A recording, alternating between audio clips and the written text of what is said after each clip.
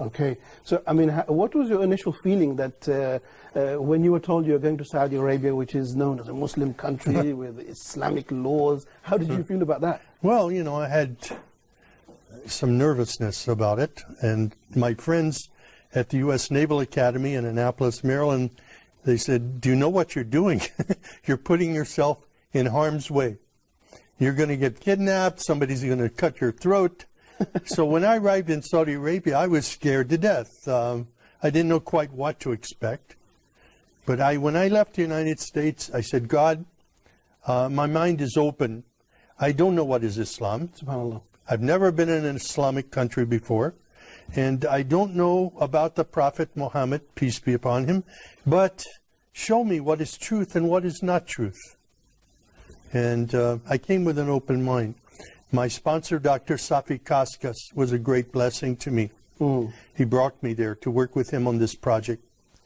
And when I arrived, I was afraid to walk on the streets.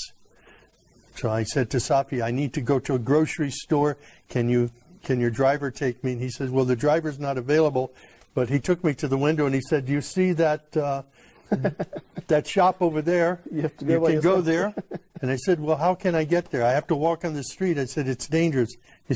He laughed. He said, walk. And I was hungry, so I walked.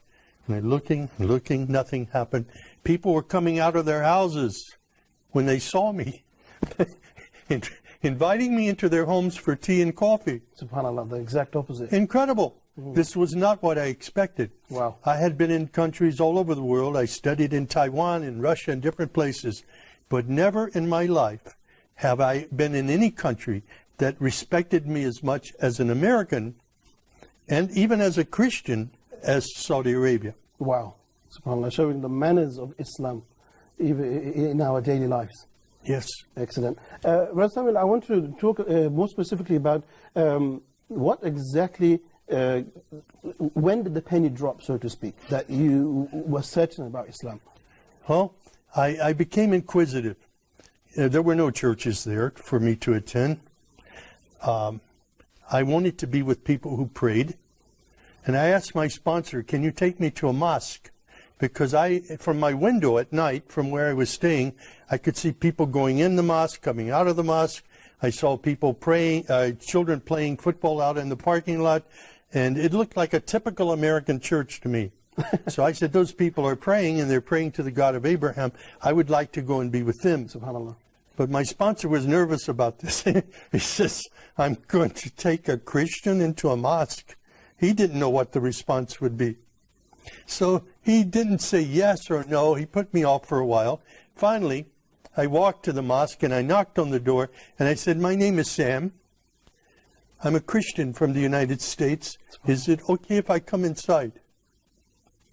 And the Muaddin, Shafiq Zubair, he hugged me. Wow. And he said, please come in. And I sat there for 3 days in the back of the mosque, looking and observing and watching people pray. And then I asked Shafiq, can you teach me to pray like a Muslim? And he taught me the first surah of the Quran, Alhamdulillahi Rabbil Alameen. It was such a blessing. I was memorizing only sounds, but then I would look and I would try to figure out what each sound meant, what each word meant. And as I studied it, I saw Ar-Rahman Ar-Rahim, grace and mercy, forgiveness of sins. Wow. My life was transformed immediately.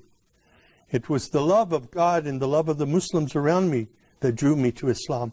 Excellent. A very moving story, and I'm lost for words myself. So would it be fair to say that it was in that masjid that you actually took your Shahada?